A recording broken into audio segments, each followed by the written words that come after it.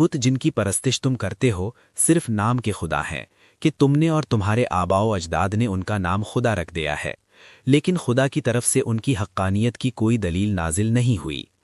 یہ چند جملے کہنے کے بعد حضرت یوسف علیہ السلام نے اپنی گفتگو جاری رکھی اور ان دونوں کے خوابوں کی تعبیر بیان کرتے ہوئے کہا، اے میرے ساتھیوں، تم میں سے جس نے یہ خواب دیکھا ہے کہ وہ انگوروں کو نچوڑ رہا ہے، اس کے خواب کی تعبیر یہ ہے کہ جلد ہی اس کی آزادی کا حکم صادر ہوگا اور وہ اپنے عہدے پر پھر بحال ہو جائے گا۔ اور جس نے خواب میں دیکھا ہے کہ وہ سر پر روٹیاں اٹھائے ہوئے ہے، اس کے خواب کی تعبیر یہ ہے کہ جلد ہی اسے سزائے موت دے دی جائے گی۔ یہی ہے ان خوابوں کی تعبیر جو تم نے مجھ سے بیان کیے ہیں۔ پھر حضرت یوسف علیہ السلام کو خیال آیا کہ یہ ساقی جو جلد ہی رہا ہو کر شاہی دربار میں جانے والا ہے، کیوں نہ اس کے ذریعے اپنی رہائی کی صورت پیدا کریں۔ لہٰذا انہوں نے اسے مخاطب کر کے کہا، جب تم شاہی دربار میں پہنچو تو بادشاہ کو میرے بارے میں بتانا اور میری بے گناہی کا ذکر کرنا، شاید وہ مجھے قید سے رہا کر دے۔ ان دونوں اشخاص کے خوابوں کی تعبیر جو حضرت یوسف علیہ السلام نے بتائی تھی وہ اسی طرح پوری ہوئی، یعنی ان میں سے ایک کو قید سے رہائی ملی اور دوسرا سولی پر لٹکا دیا گیا۔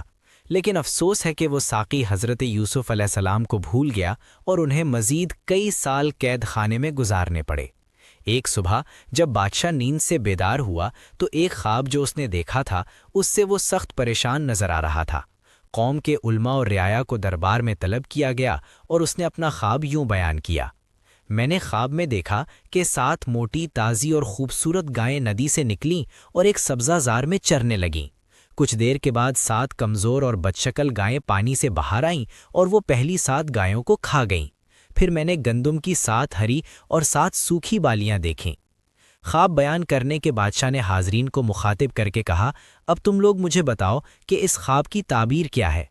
علماء نے بہت غور و خوض کیا، لیکن انہوں نے خود کو اس خواب کی تعبیر سے عاجز پایا اور کہنے لگے، جو کچھ آپ نے دیکھا ہے وہ آپ کی دماغی پریشانی کا نتیجہ ہے اور ہم اس قسم کے خوابوں کی تعبیر نہیں جانتے۔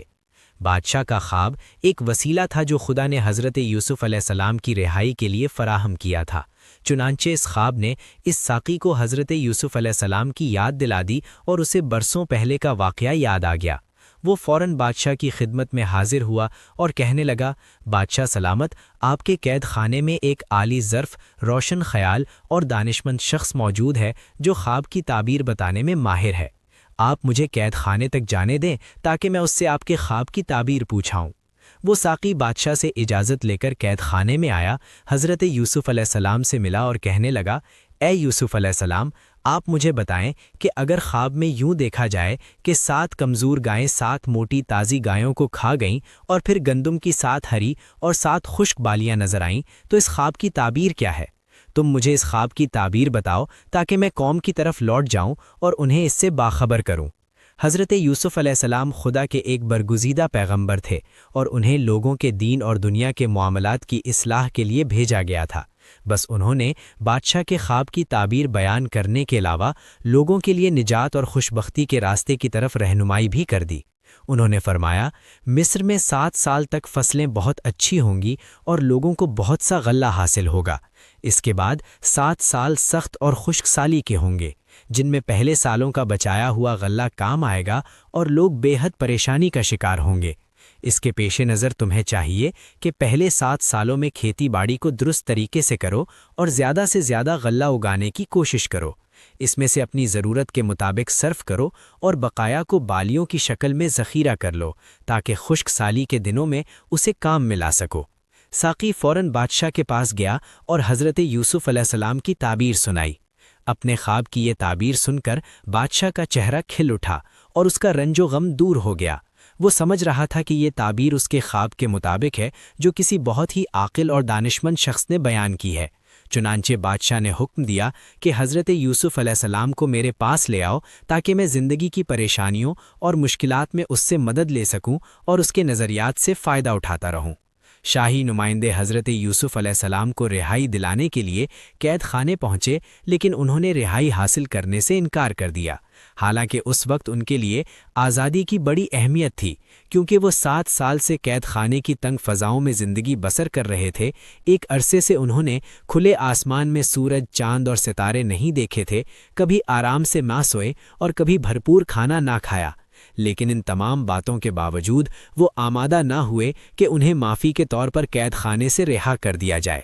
انہوں نے کہا، میں اس وقت تک قید خانے سے باہر نہیں آؤں گا جب تک بادشاہ میرے بارے میں تحقیقات نہ کر لے، میری بات نہ سن لے اور میری بے گناہی اس پر ثابت نہ ہو جائے۔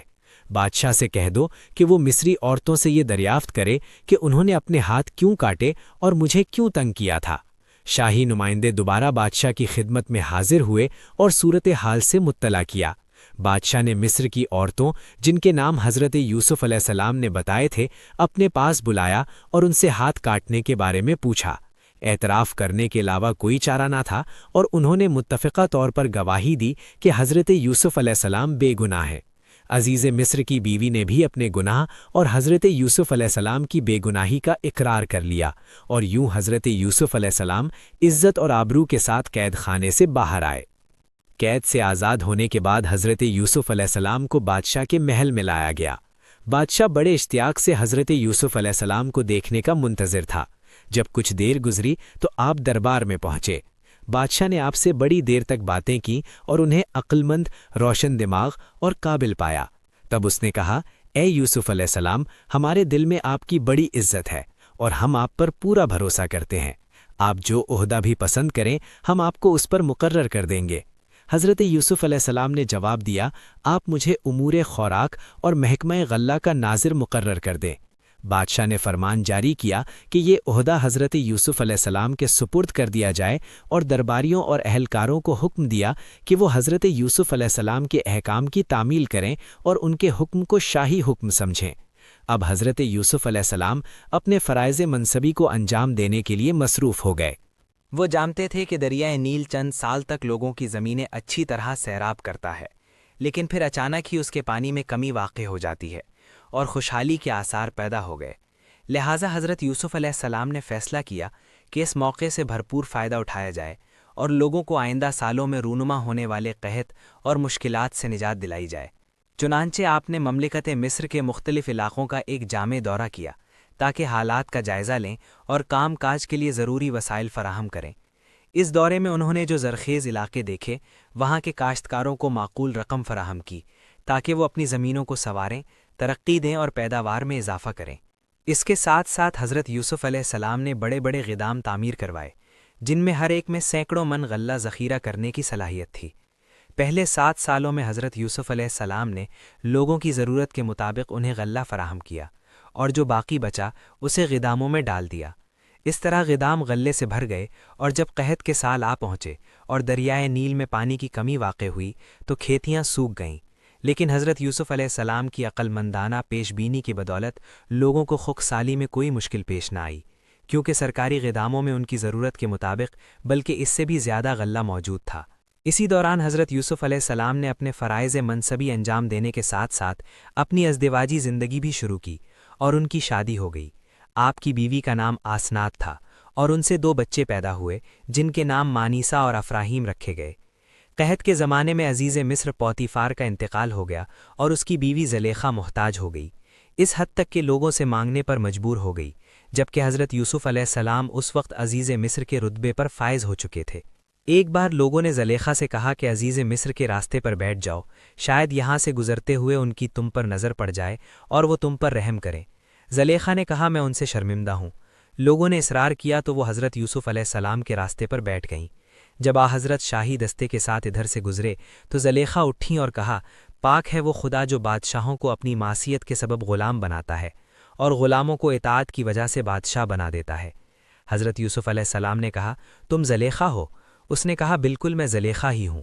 پھر حضرت یوسف علیہ السلام کے حکم کے مطابق اسے شاہی محل میں لایا گیا۔ اس وقت زلیخا بہت ضعیف ہو گئی تھیں۔ حضرت یوسف علیہ السلام نے اس سے کہا،